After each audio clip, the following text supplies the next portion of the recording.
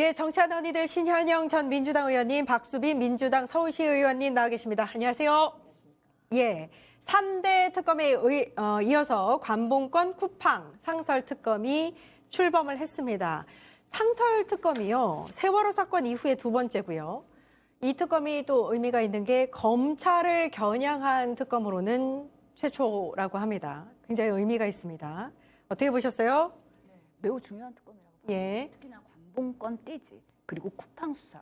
요즘에 국민들이 너무 관심이 많은 사안이고 특히나 검찰을 향한 내부 수사이기 때문에 더더욱이 중요하다고 그렇죠. 생각합니다. 그동안 검찰이 무소불위의 권력을 가지고 내부 조직에서는 봐주기 아니면 손방망이 이런 방식으로의 자율징계가 잘 안 됐다라는 비판이 있기 때문에 지금 검찰 개혁까지 이루어지고 있는 거 아니겠습니까? 예. 그런 면에서 이번에 관봉권 띠지 분실도 건진법사에 의한 그런 수많은 돈의 출처를 보는 데 있어서의 중요한 증거를 유실했다. 이게 과연 의도가 있는 것이냐 없는 것이냐.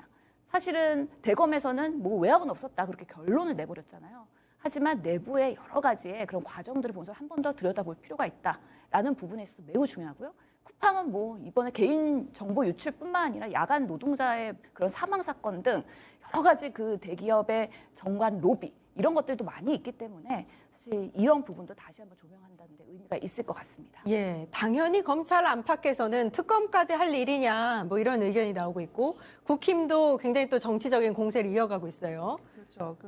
특검까지 필요한 일이냐라고 물으면 오죽하면 특검을 하겠냐라고 정확하십니다. 네, 물어볼 수밖에 정확하십니다. 없는데 오죽하면 하겠습니까? 오죽하면 하겠어요. 검찰이 여태까지 검사들이 문제가 된 예. 사건들에서 스스로 감찰을 제대로 해서 징계를 한 적이 있었냐. 뭐 돈봉투 사건 때도 마찬가지고요. 뭐 예. 여러 가지 문제들에서 스스로를 정화하려는 자정작용의 능력이 없기 때문에 그 부분에 대해서 특검을 할 수밖에 없는 여론을 본인들이 만들었다. 자충수 내지는 뭐 자업자득이다 이렇게밖에 설명할 수 없을 것 같습니다. 예, 첫 번째 이제 관봉권 이 상설 특검은 일단 두 가지입니다. 관봉권 논란 그리고 쿠팡. 검찰에서 쿠팡 관련해서 무혐의로 추진하라 이렇게 이제 얘기한 그 논란까지 관봉권부터 한번 살펴보면요.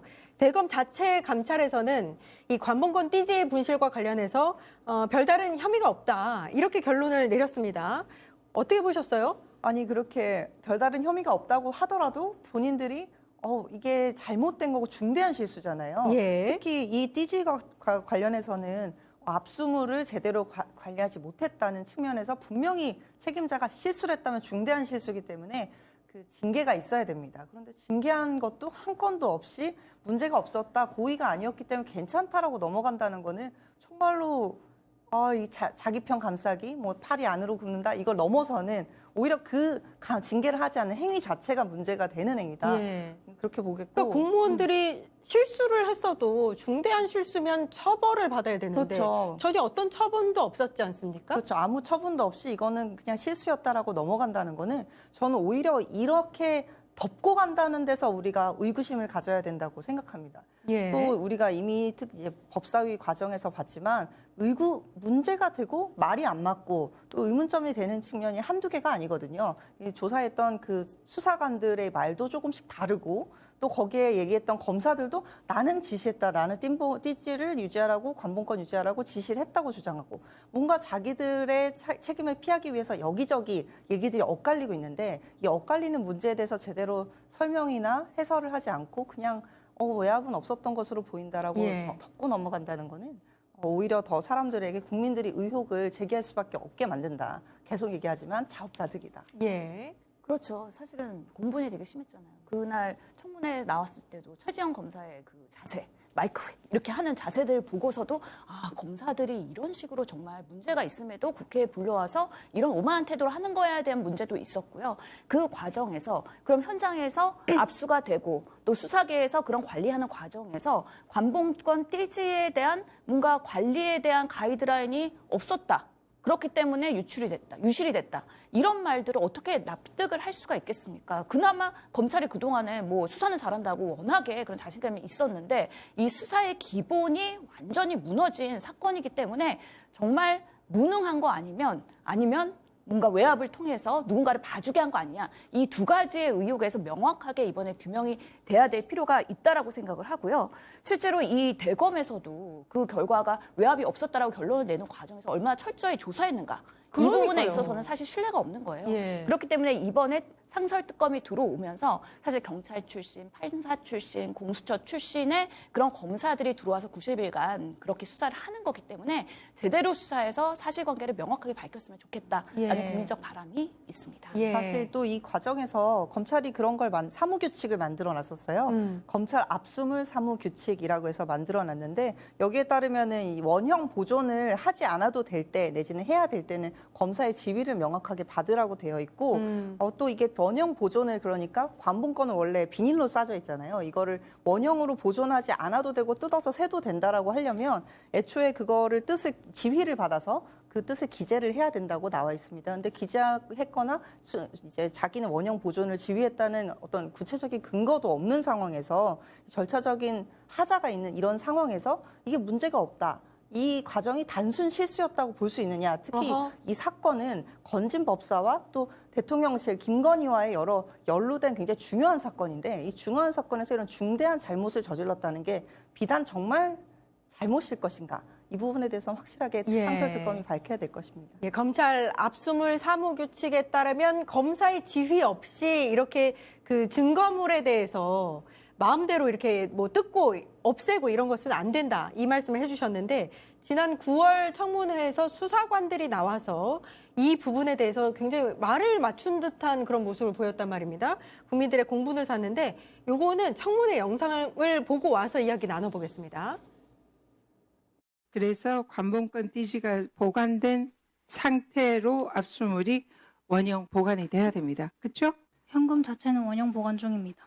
지금 그 얘기 물은 게 아니고요. 그 수사 계장님으로부터 원형 보존 지휘를 받았습니다. 받았습니까? 네. 그러면 그대로 보존을 해야 되죠. 왜 또 개수를 했습니까? 저희는 원형 보존이라 하면 그냥 현금 자체에 대해서 연금 자체가 아니죠. 이거는 지금 묶여 있는 이미 개수를 했다고 얘기를 했잖아요. 그때 당시 상황은 기억 안 나지만 그게 개수됐는지도 그러면 개수를 지시한 사람은 누구입니까? 김정민 수사관에게? 저희는 현금이 들어오면 무조건 무조건 개수하고 있습니다. 하겠지만 근데 왜 그 띠지가 없어지고 본인이 그걸 개수했습니까? 저희 통상 업무를 처리하다 보면은 현금 자체에 대해 원형 보존만 하고 그러면 이걸 세기 위해서 김정민 수사관이 띠지를 제거한 거다라는 자연스러운 추정이 가능한데 그렇습니까? 근데 제가 그 당시 기억은 구체적으로 없어요. 지금 그것을 세라고 다시 지시를 한 사람 누군지도 기억을 못 한다는 건가요? 저희는 지시 받는 게 아니라 알겠습니다. 최재현 정인에게 다시 묻겠습니다. 자, 여기 남경민 수사관 이거 작성 누가 하셨어요? 모범 답안? 모범 답안이 아니라 질의응답 예상해본 겁니다. 누가 작성하셨어요? 함께 했습니다. 누구랑? 김정민 수사관과 만나서 준비했습니다. 네. 모의하신 거예요? 사전에 모의하신 거네요, 그러면. 큰일 났네, 저 사람들. 누가 작성했어요? 저희가 직접 했습니다. 김정민 수사관도 직접 작성했어요? 네, 직접 했습니다. 언제 만나서 얘기했어요? 지난주 일요일에 만났습니다. 작성은 언제 했습니까? 일요일에 했습니다. 어디서 하셨어요? 제 집에서 했습니다. 김정민 수사관은 어디서 했어요? 저희 집에서 해가지고 선배님 집으로 갔습니다. 보내줬어요? 보여줬어요, 서로? 네. 저때 제가 기억나는 거는 저 김정민 수사관이랑 또 다른 수사관이 미리 네. 저 이제 전체 회의 앞서서 집에서 좀 모의를 했고 답변을 거기 그 답변지에 보면 비읍 시옷 XX. 네. XX 이렇게 예. 써 있어서 충분히 연상이 되죠. 무엇인지. 욕설이었죠. 예, 그래서 정말 화가 났던 기억이 나는데. 그렇죠. 그 비옵시오 XX는 내일 내가 국회에 나가면 나를 향해서 질문하는 국회의원들을 향한 뭔가 분노의 표시를 간접적으로 이렇게 종이에다 낙서한 거 아니냐. 예. 이렇게 할 수밖에 없으니까 상당히 국회의원들은 국민의 대표인데 모욕감을 가질 수밖에 없는 것이죠. 그런 면에서 이 사람들이 국회에 나와서 청문을 받는 기본적인 자세가 안 돼 있다. 그리고 검찰에서 검사도 아니고 수사관인데도 불구하고 그런 방식으로 해서 준비를 하고 모의를 하고 또 대응을 했다?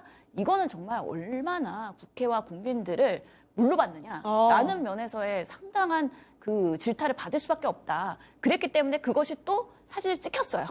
그러니까 네, 그 자료를 얼마나 만만하게 생각했으면 그대로 가져와가지고 원본을 가지고서는 하다가 사진 찍혀가지고 그게 다 국민들한테 알려졌어요. 예. 참 그런 거 보면은 정말 수사관부터 해가지고 검사 조직에 있는 많은 사람들이 얼마나 지금 이 상황을 뭘로 보고 있느냐. 라는 면에서 상당히 안타까운 일이라고 볼 수 있어요. 이게 얼마나 중요한 증거물인지를 그들만 모르는 듯한 그런 분위기였어요. 너무 대수롭지 않게 생각하고 그러니까 검찰이 국회와 국민을 어떻게 보고 있느냐가 그 문화와 분위기가 수사관에게까지 이제 전염돼 있다라는 거를 볼 수 있는 장면이었다고 생각해요.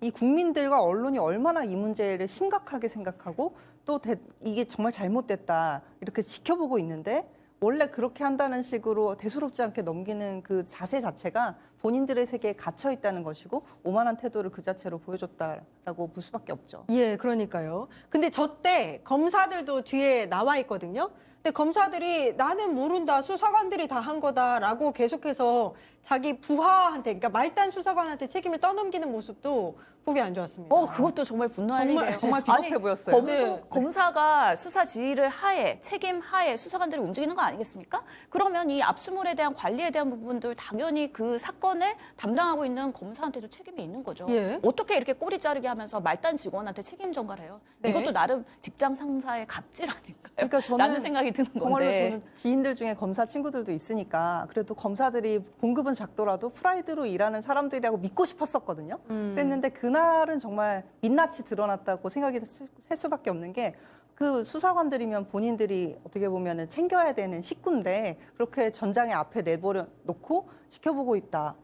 그리고 자기는 제대로 지시를 했는데 그 사람이 실수한 거다. 이렇게 떠미는 것 자체가 정말 비루하다. 비루하다. 정말 이게 대한민국 검사의 민낯인가. 저는 좀 자괴감도 많이 들었어요. 검사 친구가 있군요. 네, 검사 친구들 제가 검사 친구들. 로스쿨을 나왔으니까요. 검사 친구들이 있겠죠. 검사 친구들한테 좀 한 말씀 좀 해주세요. 얘들아, 검찰이 잘 좀 이런- 하자. 예. 이번에 상설특검에는 이제 쿠팡 불기소 외압 의혹도 수사할 예정입니다. 당시 이제 외압이 있었다라고 증언을 했던 검사가 문지석 부장검사였고요. 이제 당시 부천지청장으로 있었던 엄희준 검사가 이런 외압을 행사했다.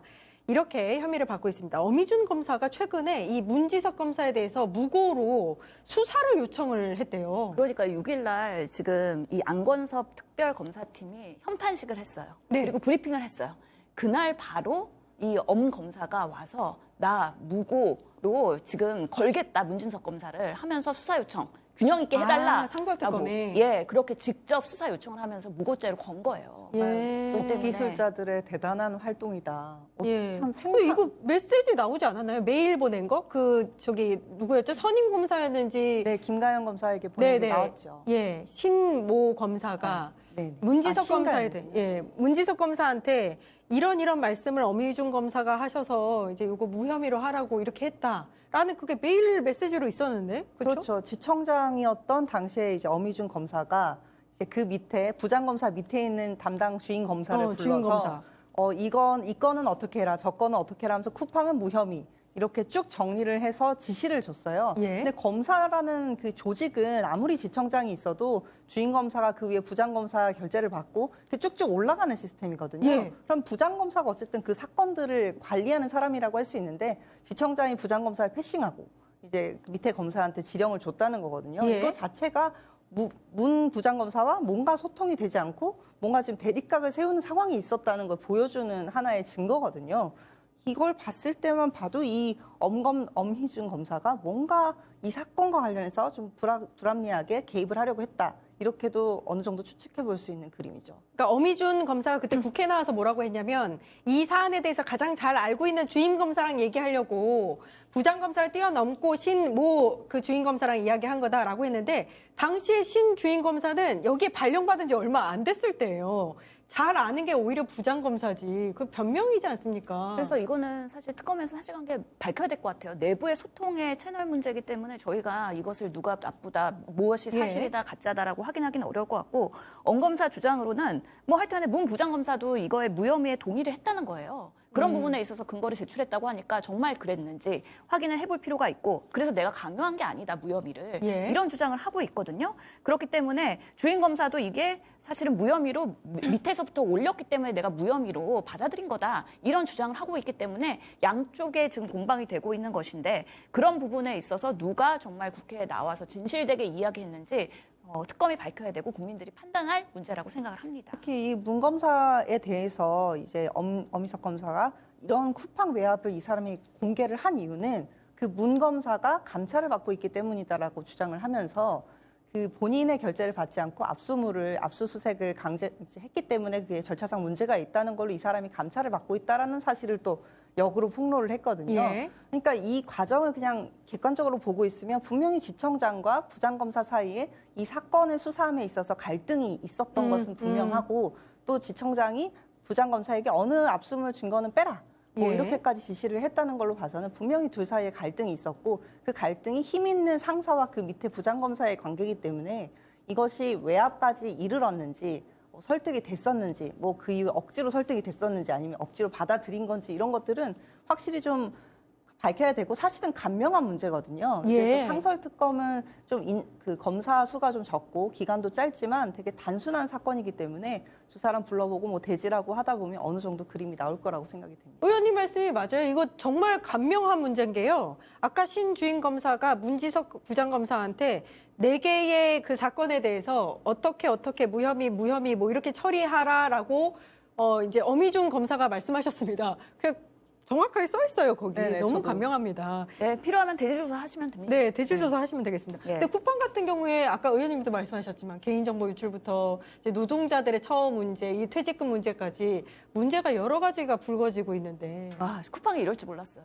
저도 그러니까. 쿠팡에서 매일 쇼핑하고 있고 지금 탈퇴를 못 하고 있어요. 네. 그 장을 못 보니까 20단계를 거쳐야 탈퇴할 수 탈퇴도 있다고 힘들다고. 하더라고요. 새벽 배송에 대한 대안이 없어서 지금 탈퇴를 못 하고 있는데 네. 알면 알수록 쿠팡은 정말 대강공화국이에요. 그러니까 개인정보나 내부에서의 IT 정보 이런 관리에 대해서는 거의 투자하지 않고 얼마나 많은 사람들을 대관으로 양쪽을 다 섭렵을 했는지 지난달에도 퇴직한 경찰청 경감 1명이 또 이번에 취업심사위원회에서 취업 가능으로 통보받았다고 하니까 뭐 경찰, 변호사 그리고 국회 여야 할 것 없이 5년 동안 44명을 고위 공무원들을 다 섭입했다는 거잖아요. 예. 우리나라의 탑 클래스 5에 들어가는 대관 공화국이다라고. 그러니까 말할 수 상설특검이 있겠습니다. 그런 쿠팡에 대해서 수사하는 건 아니고 외압 사건에 대해서 외압 논란에 대해서 수사를 하는 거지만 이렇게 외압 논란에 대해서 문제 의식을 갖고 상설특검이 이제 수사를 하고 나면 검찰 측에서 쿠팡의 이런 문제들에 대해서 제대로 수사하지 않겠느냐 이런 기대감을 좀 네, 가져보겠습니다. 나비 효과가 좀 있었으면 좋겠습니다. 이 사건은 예. 커질 수밖에 없어요. 지금 많은 피해자들이 아직은 조사가 안 되고 보고가 안 됐으니까 그렇지 유출은 이미 3,300만 건이 됐기 때문에 피해와 그다음에 그런 보상이나 이런 것들 계속 소송으로 가고 있어서 쿠팡에 대한 기업 윤리에 대한 문제 이거는 정말 이런 기업은 우리나라에서 발 못 묻히게 해야 됩니다. 쿠팡이 정말 정말 강하게 해야 돼요. 대한민국 국민의 어떤 사랑으로 돈을 굉장히 많이 벌었고 컸음에도 불구하고 뭐 상장은 미증시에서 하고 뭐 이제 대주주는 미국인이고 이런 이슈로 해서 여러 가지 재벌과 관련해서 총수로 지정도 되어 있지 않고요. 많은 법망을 피해가고 있습니다. 게다가 10년 전에는 국감에 나오라고 했을 때 뭐 농구를 하다가 다쳐서 못 나간다고 했다고 하더라고요. 반바지를 입어야 돼서 긴 바지를 못 입어서 못 나온다. 뭐 이런 말도 안 되는 얘기로 이제 그 자기를 변호하고 또 회피해 나가는 비겁한 행태를 보이고 있는데 정말 많은 국민들이 이용하고 또 동시에 많은 국민들이 거기서 일을 하고 있습니다. 예. 일하면서 사망도 많이 발생하고 있고요. 그렇기 때문에 쿠팡은 이 사회적 책임을 져야 될 때가 온 겁니다. 네, 관봉권 그리고 쿠팡 상설특검 이야기를 나눠봤고요. 증권봉합